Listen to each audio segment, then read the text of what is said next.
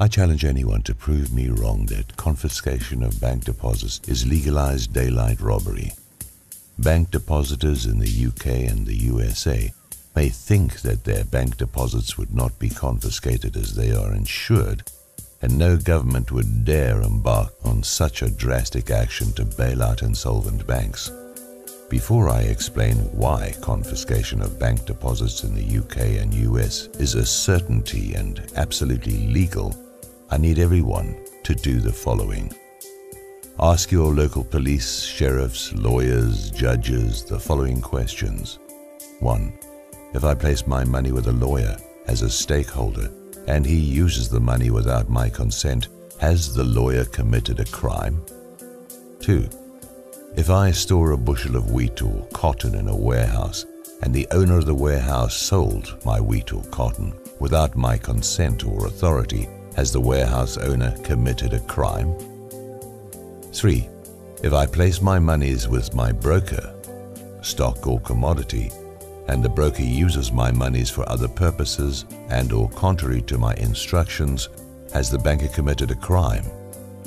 I'm confident that the answer to the above questions is a yes. However, for the purposes of this piece, I would like to first highlight the situation of the deposit or storage of wheat with a warehouse owner in relation to the deposit of money or the storage with a banker. First, you will notice that all wheat is the same. For example, the wheat in one bushel is no different from the wheat in another bushel. Likewise with cotton, it is indistinguishable. The deposit of a bushel of wheat with the warehouse owner in law constitutes a bailment. Ownership of the bushel of wheat remains with you, and there is no transfer of ownership at all to the warehouse owner. And as stated above, if the storer sells the bushel of wheat without your consent or authority, he has committed a crime, as well as having committed a civil wrong, or a tort of conversion, converting your property to his own use, and he can be sued. Let me use another analogy.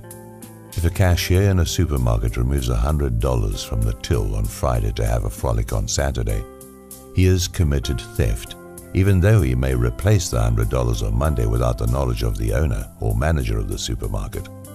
The $100 the cashier stole on Friday is also indistinguishable from the $100 he put back in the till on Monday. In both situations, the wheat in the warehouse and the $100 bill in the till, which had been unlawfully misappropriated, would constitute a crime. Keep this principle and issue at the back of your mind. Now, we will proceed with the money that you've deposited with your banker. I'm sure that most of you have little or no knowledge about banking, specifically fractional reserve banking. Since you were a little kid, your parents have encouraged you to save some money to instill in you the good habit of money management. And when you grew up and got married, you in turn instilled the same discipline in your children.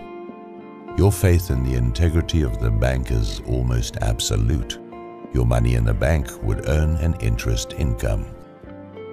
And when you want your money back, all you needed to do is withdraw your money together with the accumulated interest. Never for a moment did you think that you had transferred ownership of your money to the bank. Your belief was grounded in like manner as the owner of the bushel of wheat stored in the warehouse. However, this belief is and has always been a lie. You were led to believe this lie because of savvy advertisement by the banks and government assurances that your money is safe and is protected by deposit insurance. But the insurance does not cover all the monies that you have deposited in a bank, but to a limited amount, for example $250,000 in the US by the Federal Deposit Insurance Corporation, or the FEDIC. Germany is 100,000 euros, and in the UK, 85,000 pounds.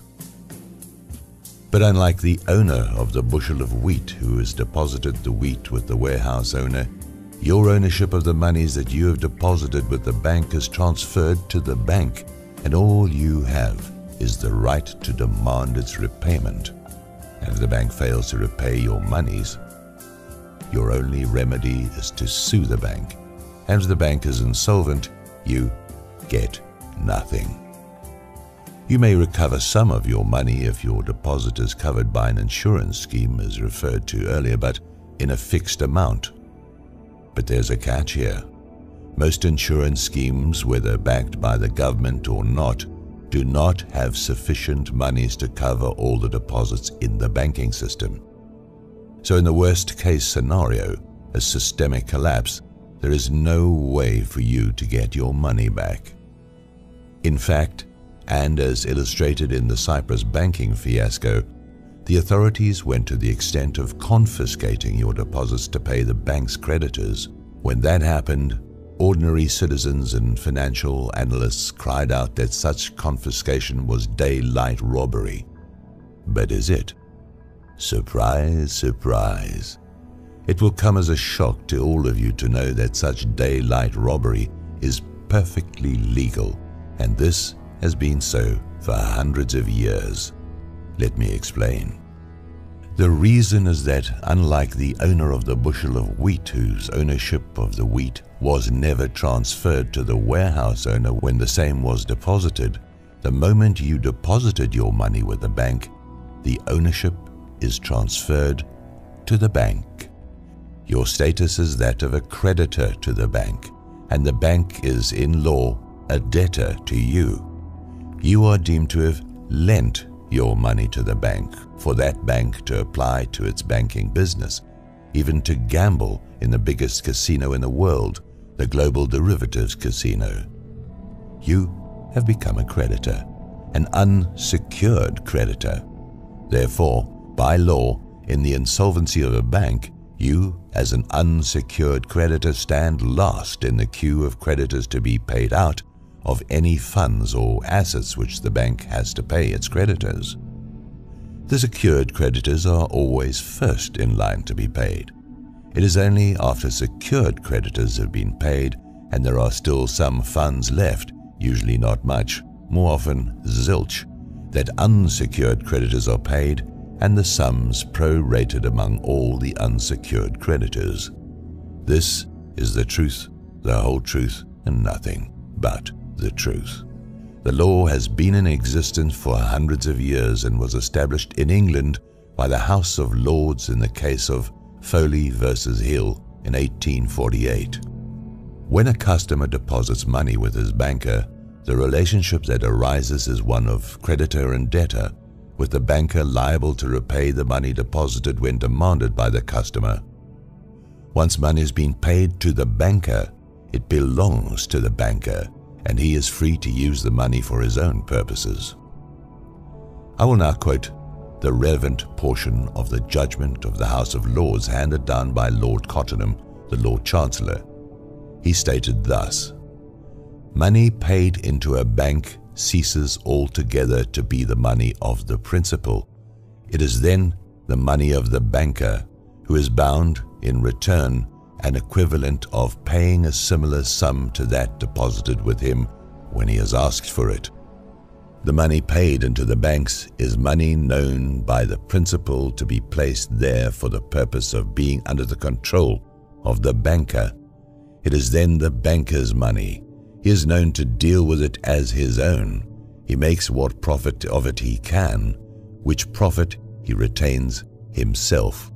The money placed in the custody of the bankers is, to all intent and purposes, the money of the banker, to do with as he pleases. He is guilty of no breach of trust in employing it.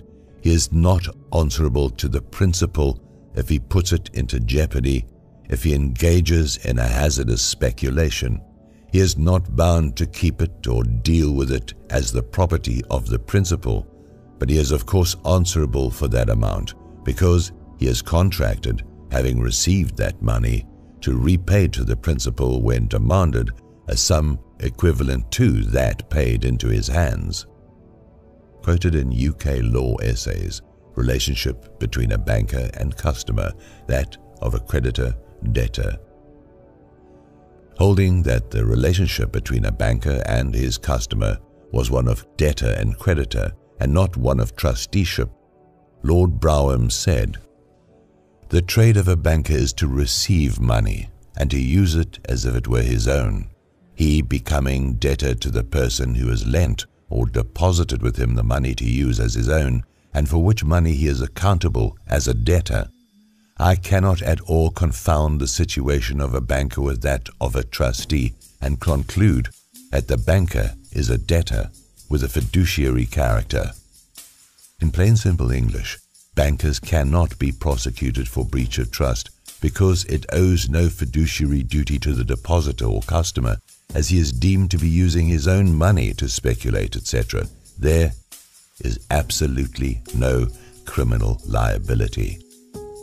The trillion-dollar question is, why has no one in the Justice Department or other government agencies mentioned this legal principle?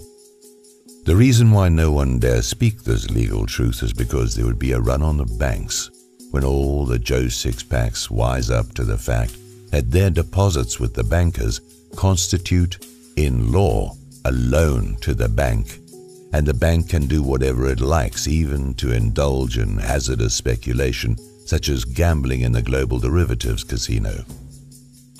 The Joe Six-Packs always consider the bank a creditor, even when he deposits money in the bank. No depositor ever considers himself as the creditor. Yes, Eric Holder, the U.S. Attorney General, is right when he said that bankers cannot be prosecuted for the losses suffered by the bank. This is because a banker cannot be prosecuted for losing his own money, as stated by the House of Lords. This is because when money is deposited with the bank, that money belongs to the banker. The reason that if a banker is prosecuted would collapse the entire banking system is a big lie. The U.S. Attorney General could not and would not state the legal principle because it would cause a run on the banks when people discover that their monies are not safe with bankers, as they can, in law, use the monies deposited as their own, even to speculate. What is worrisome is that your right to be repaid arises only when you demand payment. Obviously, when you demand payment, the bank must pay you.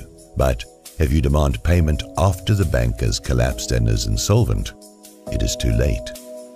Your entitlement to be repaid is that of a lonely, unsecured creditor, and only if there are funds left after liquidation to be paid out to all the unsecured creditors and the remaining funds to be prorated, you should be lucky enough to get 10 cents on the dollar.